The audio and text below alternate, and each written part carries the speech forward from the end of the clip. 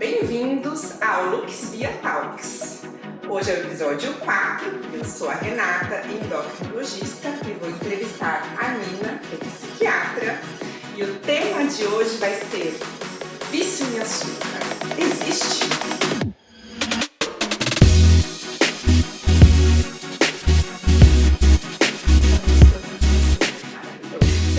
É um tema gostoso? Difícil.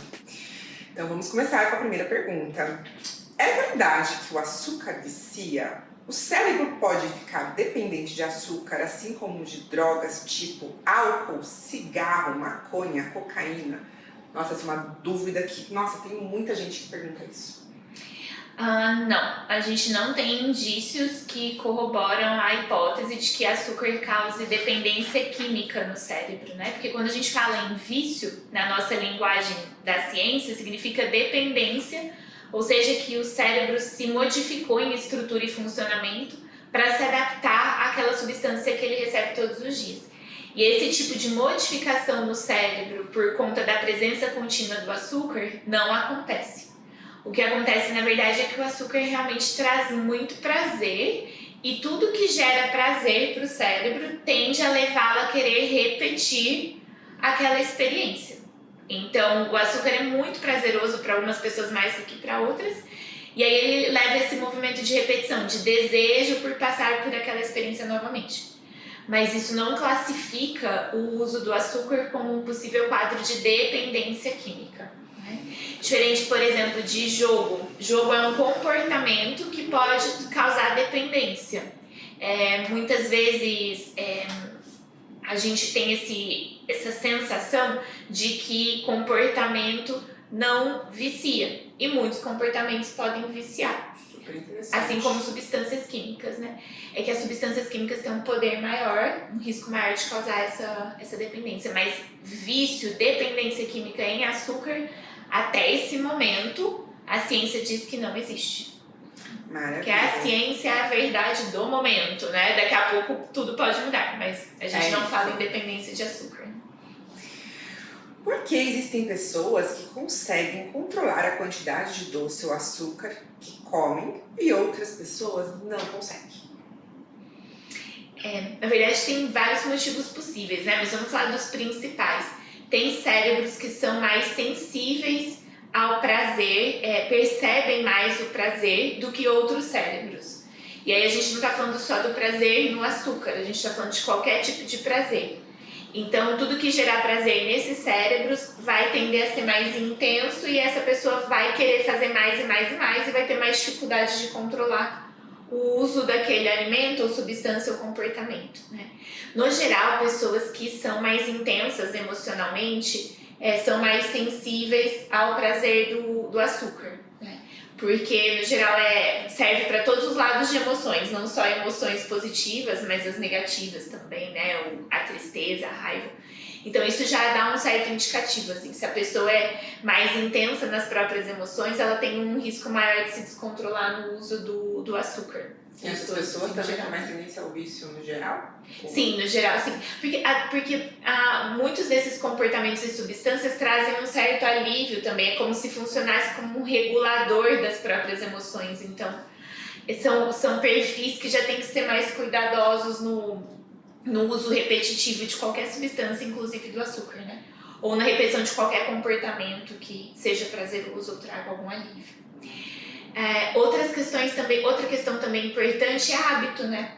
Porque tudo no cérebro é repetição. Então, existem pessoas que conseguem controlar o consumo de açúcar porque não têm o hábito de trazer o açúcar para a rotina, né? Tem uma alimentação mais natural, então come mais fruta, verdura, legume, comida mesmo de verdade, por questões culturais, por hábitos de vida. E aí, quando essa pessoa for comer o doce, ela vai achar muito gostoso, mas ela não vai ter tanto impulso em repetir. Porque aquilo não foi uma mensagem ensinada para o cérebro, né? Agora, se a pessoa traz muito açúcar para a rotina, o prazer vai sendo reforçado, reforçado, reforçado, e aí o cérebro fica mal acostumado, digamos assim. E quando a pessoa for consumir o açúcar, vai ser mais difícil de controlar. Acho que esses são os dois principais aspectos. Por isso que algumas pessoas controlam mais o açúcar do que outras, né? Então, aproveitando isso, acho que todo mundo quer saber isso aqui. É possível desenvolver a habilidade de comer açúcar com equilíbrio, moderação? Sim, na verdade é possível desenvolver a habilidade, melhorar toda a habilidade no cérebro, né? A questão é você focar nesse objetivo e treinar diariamente. Não existe mudança de comportamento no cérebro que não seja por repetição diária, não adianta de vez em quando, né? Então a questão é assim, qual é o foco, o alvo, né? Porque o alvo de não desejar mais o açúcar, aí não dá.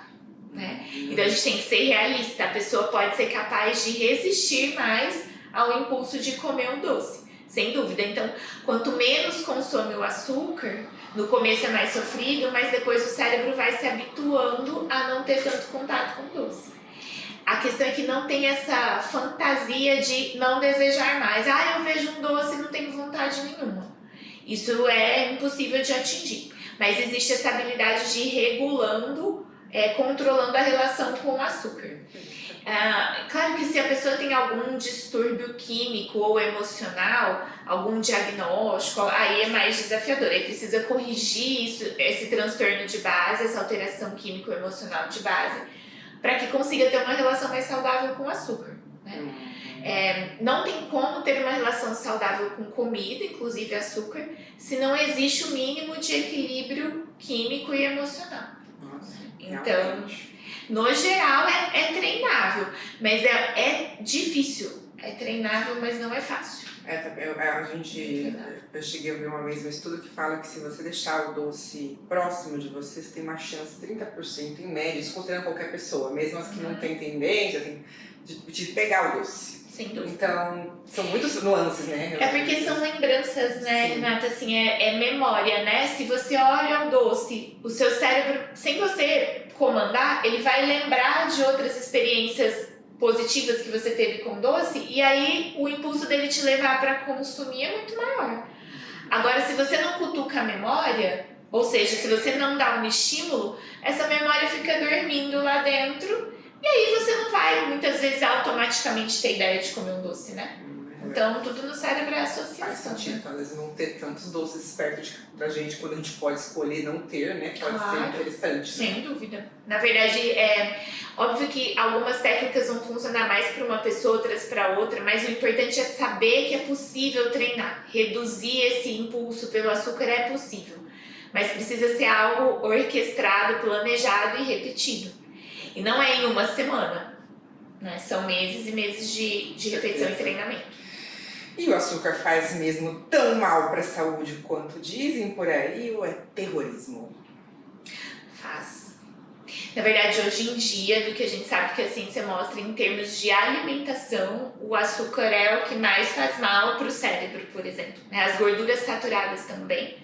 Mas o açúcar, no geral, assim, prejudica a memória, velocidade de raciocínio, capacidade de atenção, regulação da ansiedade, humor, ou seja, a estabilidade do humor, assim, de você ter um humor sereno, nem triste, nem super feliz. O açúcar bagunça isso, faz virar uma bola de neve. Então, quando usa o açúcar, fica super feliz, aí depois que passa o efeito, vem uma tristeza. Então, o uso frequente do açúcar altera muito o humor, mesmo para quem não tem transtorno de humor, né? Então, e ele é inflamatório mesmo para o cérebro, assim, ele pode causar disfunção da química cerebral, da organização cerebral. Então, para o resto do corpo também, mas aqui não é a minha especialidade, mas para o cérebro, de todos os alimentos, porque as 3 substâncias mais difíceis para o cérebro são o açúcar, a gordura saturada e o sal. Pro organismo como um todo, né? Mas o açúcar ganha disparado. Então, realmente, assim, não é algo que o nosso organismo funciona bem na presença. Por mais que a gente ache que... Acho que talvez, não sei se o fator de confusão ocorre, que às vezes algumas pessoas falam que o açúcar não é tão mal, mas é que tá comparando pessoas muito diferentes. Você pega alguém que, por exemplo, que corre uma maratona, e a pessoa consome uma quantidade maior de carboidratos, às vezes ele até leva algo que contém açúcar para consumir, é totalmente diferente de uma pessoa sedentária que não consegue fazer tanto exercício. E aí a gente tem que pensar nisso, né? Que até mesmo esportes, exercícios físicos rotineiros, tipo musculação ou exercícios moderados, não tem essa necessidade de um aporte enorme de glicose, né? De açúcar, de carboidrato. Então esse carboidrato a mais, ou esse açúcar a mais, ele só não vai ser danoso para, assim, atletas, né? Sim. Fortes, pesados e com acompanhamento muito próximo de um nutricionista e de um endócrino, né? Então tudo tem exceção na vida, né, gente? Mas a gente tá falando aqui de nós, meros mortais, população, rotina. Pra gente, o açúcar não tem função positiva nenhuma. E aí às vezes as pessoas falam, Nina, mas e o prazer? É que é possível a gente sentir um prazer com uma alimentação que não tenha o açúcar com frequência. A questão é que se a gente compara o prazer do açúcar com o prazer dos outros alimentos, aí fica difícil mesmo de competir. Mas se a gente for escolher fazer as coisas na vida movidas pelo prazer que isso gera, a gente vai fazer um monte de coisa errada. Porque tem muita coisa que é muito mais prazerosa do que a nossa rotina. E a gente não faz porque a gente sabe que não é saudável, não é certo, que vai gerar consequências ruins. Então o açúcar entra na mesma, né? Eu imagino que a maioria de nós, eu vou me incluir nisso, adoraria poder ter tempo livre para tudo, não ter horário rígido de trabalho, viajar, porque é muito mais prazeroso esse estilo de vida. Só que a gente abre mão disso, porque se a gente viver assim, não tem consequências negativas. O açúcar é a mesma coisa. E a ansiedade provoca a vontade de comer mais doce? Todo mundo fala isso, né? Como porque eu tô ansioso, eu tô comendo doce por causa disso. A ansiedade, ela não provoca a vontade de comer o doce. É que quando o cérebro está ansioso e o açúcar chega, o cérebro se acalma naquele momento. É gostoso, o prazer alivia a ansiedade. E como o cérebro vai aprendendo por associação, por combinação de fatos, ele entende que, opa, peraí, se eu estiver ansioso, então eu vou levar ele pro açúcar porque eu já sei que isso acalma a gente. Sem maldade nenhuma, o cérebro faz isso, mas aí vira esse looping, né? Então aí toda vez que você se sente ansioso, é quase que automático, depois de um tempo de repetição, você buscar o açúcar, porque é uma coisa que é certeza que funciona para aliviar aquele sofrimento. Então a gente vai ter que reaprender a lidar com a ansiedade sem ser com açúcar. A ideia, na verdade, é primeiro perceber que tá ansioso, né? Porque muitas vezes as pessoas nem notam que estão ansiosas, só vão notar depois que já comeram um tantão de doce, por exemplo. Então o primeiro passo é perceber os sinais da ansiedade, que no geral os sinais físicos são mais fáceis de perceber, e já lembrar, opa, tô em risco de comer muito doce. Porque já é uma associação estabelecida. E aí, a partir dessa percepção e desse conhecimento, você se afasta do açúcar e busca outras formas de relaxar, porque várias outras formas funcionam. Ouvir música, tomar um banho, conversar com um amigo, enfim, outras formas que aí depende muito de cada um construir essa outra saída, né? Perfeito. E o açúcar atrapalha em ter um bom sono? Sim.